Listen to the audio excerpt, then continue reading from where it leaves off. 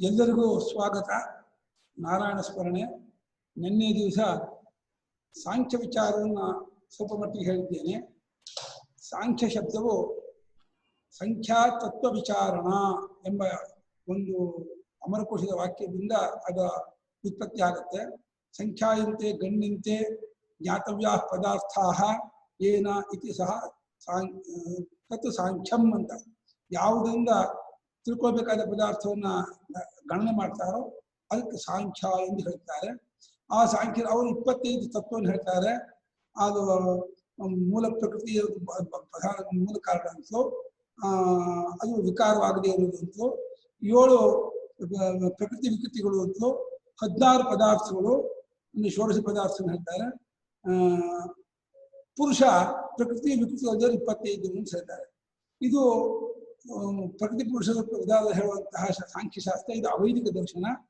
ಅದರಿಂದ ಆತ್ಯಂತಿಕ ಪುರುಷಾರ್ಥ ಮೋಕ್ಷ ಆಗುವುದಿಲ್ಲ. ವೇದಾಂತ ವೇದಾದ ಬ್ರಹ್ಮಾತ್ಮಿಕತ್ವ ಜ್ಞಾನದಿಂದಲೇ ಮೋಕ್ಷ ಆಗುವುದು ಅನ್ನೋದು ಶಂಕರಾಚಾರ್ಯ ನಿರ್ಣಯ.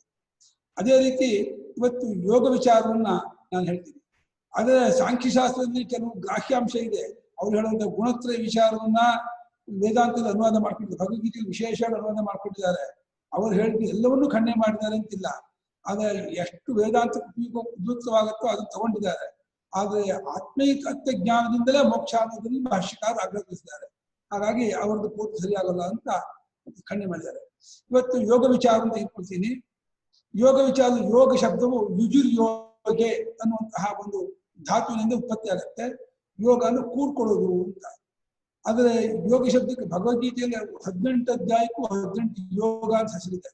ಅದು ಪರಮಾತ್ಮನೇ ಕೂಡಿಕೊಳ್ಳುವುದು ಅನ್ನೋ ಅರ್ಥದಲ್ಲಿ ಇಟ್ಕೊಂಡಂಥ ಯೋಗ. ಅದು ಕರ್ಮದಿಂದ ಪರಮಾತ್ಮನೇ ಕೂಡ್ಕೊಳ್ಳೋದು ಕರ್ಮಯೋಗ ಅಂತಲೂ, ಜ್ಞಾನದಿಂದ ಪರಮಾತ್ಮನ ಕೂಡ್ಕೊಳ್ಳೋದಕ್ಕೆ ಜ್ಞಾನ ಯೋಗ ಅಂತಲೂ, ಭಕ್ತಿಯಿಂದ ಸೇರಿಕೊಳ್ಳುವುದಕ್ಕೆ ಭಕ್ತಿ ಯೋಗ ಅಂತ. ಹೀಗೆ ಆ ಕೂಡ್ಕೊಳ್ಳೋದು ಅನ್ನೋ ಅರ್ಥದಲ್ಲಿ ಯೋಗ ಅಂತಿದೆ. ಆದ್ರೆ ಪಾತಂಜಲ ಯೋಗ ಅಂತ ಏನಿದೆ, ಆ ಪಾತಂಜಲ ಯೋಗಶಾಸ್ತ್ರದವರು ಯೋಗ ಚಿತ್ತವೃತ್ತಿ ವಿರೋಧ ಅಂತ ಹೇಳ್ತಾರೆ. ಅವರ ವಿಯೋಗವೇ ಯೋಗ ಅಂತ ಹೇಳಿ ಅದನ್ನು ಪ್ರಧಾನ ಮಾಡ್ಕೊಂಡಿದ್ದಾರೆ. ಈ ಬಿಡುಗಡೆ ಹೊಂದೋದನ್ನ ವಿಪರೀತ ಅರ್ಥದಲ್ಲಿ ಯೋಗ ಅಂತಾರೆ. ಅಲ್ಲಿ ಕೂಡ್ಕೊಳ್ಳೋದಲ್ಲ, ಬಿಟ್ಕೊಳ್ಳೋದು ಅಂತ ಅರ್ಥದಲ್ಲಿ. ಅವರು ಯೋಗ ವಿಶೇಷವಾಗಿ ಬಾಹ್ಯ ನಿಯಮಗಳನ್ನು ತುಂಬಾ ಹೇಳ್ತಾರೆ. ಆಹಾರ ನಿಯಮಗಳನ್ನ, ನಿದ್ರಾ ನಿಯಮಗಳನ್ನ, ವಿಹಾರ ನಿಯಮಗಳನ್ನ ತುಂಬಾ ಹೇಳ್ತಾರೆ. ಅದನ್ನೆಲ್ಲ ಒಪ್ಕೊಂಡೇ ಇದ್ದಾರೆ, ಅದನ್ನು ಖಂಡನೆ ಮಾಡಿಲ್ಲ. ಆದ್ರೆ ಅವ್ರು ಏನು ಚಿತ್ತವೃತ್ತಿ ನಿರೋಧ ಯೋಗ ಅಂತ ಹೇಳ್ತಾರೆ. ಚಿತ್ತವೃತ್ತಿ ನಿರೋಧ ಯೋಗ ಸಮಾಧಿ ಅಂತ, ಅದೇ ಪರಮ ಪುರುಷಾರ್ಥ ಅಂತ ಏನ್ ಕರೀತಾರೆ, ಅದನ್ನ ವೇದಾಂತದಲ್ಲಿ ಒಪ್ಪಿಲ್ಲ. ಅದು ಪತಂಜಲ ಮಹರ್ಷಿಗಳು ಅಂತ ಅವ್ರು ಹೇಳ್ತಾರೆ. ಅವ್ರು ಯಾವ ಪತಂಜಲಿಗಳು ಅಂದ್ರೆ ಐತಿಹಾಸಿಕ ಹೇಳಕ್ಕಾಗಲ್ಲ.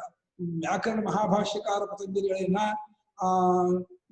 ಆರೋಗ್ಯಶಾಸ್ತ್ರಕ್ಕೆ ಮೂಲ ಕಾರಣ ಪತಂಜಲಿಗಳು ಅವರು ಇವರು, ಮತ್ತೆ ಈ ಯೋಗಶಾಸ್ತ್ರ ಒಬ್ಬರೇನ ಬೇರೆ ಬೇರೆನ ಅಂತ ಹೇಳಿ ನಾವು ಐತಿಹಾಸಿಕ ಏನು ಹೇಳಕ್ಕಾಗಲ್ಲ. ಮತ್ತೆ ವಾಡಿಕೆಯಲ್ಲಿ ರೂಢಿಯಲ್ಲಿ ಮಾತ್ರ ಒಬ್ಬರೇ ಇಟ್ಕೊಂಡಿದ್ದಾರೆ. ಯೋಗೇನ ಚಿತ್ತಸ್ಯ ಪದೇನ ವಾಚಾಂ ಮಲಂ ಶರೀರಸ್ಯ ಚ ವೈದ್ಯಕೇನ ಗೋಪಾಕರೋತ್ತಮ ಪ್ರವರ್ಮೀನಾಂ ಪತಂಜಲಿಂ ಪ್ರಾಂಜಲಿ ರಾಮತೋಸ್ಮಿ ಅಂತ ಒಂದು ಶ್ಲೋಕ ಮಾಡ್ಕೊಂಡು ಮೂರನ್ನು ಅವರೇ ರಚನೆ ಮಾಡಿದವರು ಅಂತ ಒಂದು ವಾಡಿಕೆ ಇಟ್ಕೊಂಡಿದ್ದಾರೆ. ಆ ವಿಚಾರ ನಾನು ಹೆಚ್ಚಿಗೆ ಹೇಳಕ್ ಹೋಗೋದಿಲ್ಲ. ಒಟ್ಟು ಮೇಲೆ ಆ ಯೋಗಶಾಸ್ತ್ರ ಅಂತ ಏನು ಪ್ರಸಿದ್ಧವಾಗಿದೆ, ಅವ್ರು ಹೇಳುವಂತಹ ಚಿತ್ತವೃತ್ತಿ ವಿರೋಧವಾದ ರೂಪವಾದ ಯೋಗ ಏನಿದೆ ಅದರಿಂದ ಆತ್ಯಂತಿಕ ಪುರುಷಾರ್ಥವಾಗುತ್ತೆ ಅನ್ನೋದನ್ನು ಶಂಕರಾಚಾರ್ಯ ಒಪ್ಪಿಲ್ಲ. ತತ್ಕಾರಣಂ ಸಾಂಖ್ಯಯೋಗಾಭಿಪನ್ನಂ ಜ್ಞಾತ್ವಾದೇವ ಮುಚ್ಚತೆ ಸರ್ವ ಕ್ಲೇಶೈಹಿ ಅಂತ ಹೇಳಿ ಒಂದು ಶ್ವೇತಾಶ್ವೇತ ಶ್ಲೋಕ ಮಂತ್ರವನ್ನ ಸೂತ್ರ ಭಾಷೆದ 2ನೇ ಅಧ್ಯಾಯದ 1ನೇ ಪಾದದ 3ನೇ ಸೂತ್ರ ತೆಗೆದುಕೊಂಡಿದ್ದಾರೆ. ಅಲ್ಲಿ ಸಾಂಖ್ಯಯೋಗ ಶಬ್ದಕ್ಕೆ ಆ ಪೂರ್ವಪಕ್ಷಿಯು ಈ ಅವೈದಿಕವಾದ ಅದು ಸಾಂಖ್ಯಕಾರಿಕ ಕರ್ತವಾಗಿರ್ತಕ್ಕಂತಹ ಕಪಿಲರು ಮಾಡಿದಂತಹ ಸಾಂಖ್ಯವನ್ನು ಪತಂಜಲಿ ಮಾಡಿದಂತಹ ಯೋಗಶಾಸ್ತ್ರವನ್ನು ತಗೋಬೇಕು ಅಂತ ಅವನರ್ಥ ಮಾಡಿದ್ರೆ, ಶಂಕರಾಚಾರ್ಯಗಳೆಲ್ಲ ವೈದಿಕವಾಗಿರುವ ಧ್ಯಾನವನ್ನು ಜ್ಞಾನವನ್ನು ತಗೋಬೇಕು. ಆತ್ಮೀಕತ್ವ ಜ್ಞಾನವನ್ನ ಸಾಂಖ್ಯ ಅಂತಲೂ, ಜ್ಞಾನಕ್ಕೆ ಅಂತರಂಗ ಸಾಧವಾದ ನಿಧಿಧ್ಯಾಸನಾದಿಗಳನ್ನ ಯೋಗ ಅಂತಲೂ ತಗೋಬೇಕು ಅಂತ ಹೇಳಿ ಶಂಕರಾಚಾರ್ಯರು ಯೋಗ ಶಬ್ದಕ್ಕೆ ನಿಧಿಧ್ಯಾಸನ, ಅಧ್ಯಾತ್ಮ ಯೋಗ, ಆತ್ಮವಿಂಪುತಿ ಚಿಂತನೆ ಮಾಡುವಂತಹ ಒಂದು ಕ್ರಮ, ಅದನ್ನು ಯೋಗ ಅಂತ. ಅದಕ್ಕೆ ಉಪಕಾರ ಮಾಡುವಂತಹ ಅಂತರಂಗ ಸಾಧನವಾದ ಉಪಾಸನೆಗಳು, ಕರ್ಮಯೋಗ, ಅದು ಯೋಗವಾಗುತ್ತೆ. ಅದ್ರ ಆ ಮಂತ್ರದಲ್ಲಿ ಆತ್ಮಂತ್ರಕ್ಕೆ ಸಾಧನವಾದ ಯೋಗ ಸಾಂಖ್ಯ ಯೋಗ ಅಂತಂದ್ರೆ ಆತ್ಮ ಜ್ಞಾನವನ್ನು ಸಾಂಖ್ಯ ಅಂತ ಕರೆದ್ರು, ಮತ್ತೆ ಅಂತರಂಗ ಸಾಧನವಾದ ನಿಧಿಧ್ಯಾಸನವನ್ನ ಯೋಗ ಅಂತ ಕರೀತಾರೆ. ಅಧ್ಯಾತ್ಮ ಯೋಗವನ್ನು ಯೋಗ ಅಂತ ಕರೀತಾರೆ ಜ್ಞಾಪಕ. ಹಾಗಾಗಿ ಶಬ್ದ ಅದೇ ಆದರೂ ಅರ್ಥ ತುಂಬಾ ಬೇರೆ ಇದೆ. ಈ ವೈದಿಕವಾದ ಸಾಂಖ್ಯ ಯೋಗ ಬೇರೆ, ಅವೈದಿಕವಾಗಿರುವ ಸಾಂಖ್ಯ ಯೋಗವೇ ಬೇರೆ. ಅವೈದಿಕ ಸಾಂಖ್ಯ ಯೋಗದವರು ಅವರು ಮನಸ್ಸಿನ ಮಟ್ಟಿಗೆ ಹೋಗಿದ್ದಾರೆ ಹೊರತು ಮನಸ್ಸನ್ನು ದಾಟಿದ ಸರ್ವಾತ್ಮನಾದ ಪರಮಾತ್ಮನನ್ನ ಅವ್ರು ಯಾರು ಕಂಡುಕೊಂಡವರಲ್ಲ, ಅವ್ರಿಗೆ ಗೊತ್ತೇ ಇಲ್ಲ. ಅವರೆಲ್ಲರೂ ಕೂಡ ದ್ವೈತಿಗಳು. ಅವರೆಲ್ಲ ಪ್ರಪಂಚವನ್ನು ಸತ್ಯವಾಗಿ ಒಪ್ಕೊಂಡವರು. ನಾವು ಮಾತ್ರ ಪ್ರಪಂಚ ಬಿಡುಗಡೆ ಹೊಂದಬೇಕು ಅಂತ ಹೊರತು ಪ್ರಪಂಚದ ಪಾಡಿ ಪ್ರಪಂಚ ಇರುತ್ತೆ ಎನ್ನುವಂತಹ ಅಭಿಪ್ರಾಯದಲ್ಲಿ ಸಾಂಖ್ಯಯೋಗಿಗಳು ತರಹ ಬರೆದಿದ್ದಾರೆ. ಅದರಲ್ಲಿ ಎರಡು ಅಭಿಪ್ರಾಯ.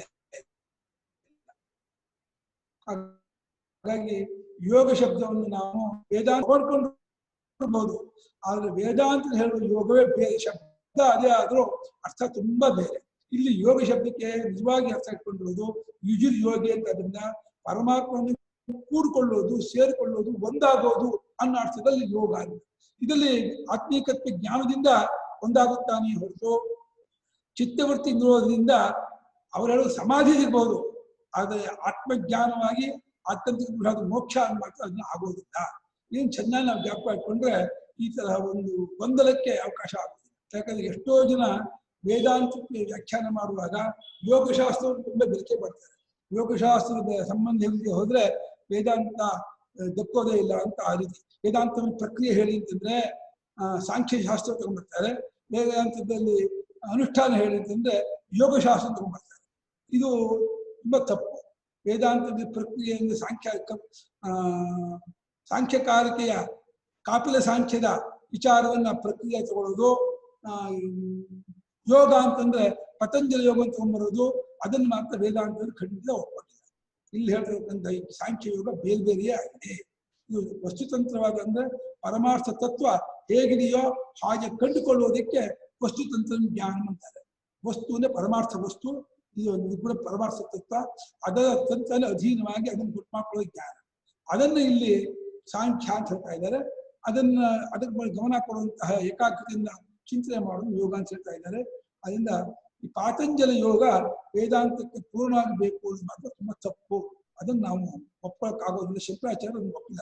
ಏತೇನ ಯೋಗ ಪ್ರಕೃತ ಸೂತ್ರದಲ್ಲಿ ಯೋಗವನ್ನು ನಾವು ತಿರಸ್ಕಾರ ಮಾಡಿದ್ದೀವಿ ಅಂತ ಹೇಳಿ ಸ್ಪಷ್ಟವಾಗಿ ಬಾದರಾಯಣಾಚಾರ್ಯರು ಸೂತ್ರ ಮಾಡಿದ್ದಾರೆ. ಶಂಕರಾಚಾರ್ಯರು ಕೂಡ ಯೋಗವನ್ನ ಅವರು ಅಲ್ಲಗಳೆದಿದ್ದಾರೆ. ಇಲ್ಲಿಗೆ ಈ ಯೋಗದ ಸಾಮಾನ್ಯವಾದ ವಿಚಾರವನ್ನು ನಾನು ತಿಳಿಸ್ಕೊಟ್ಟಂಗಾಯ್ತು.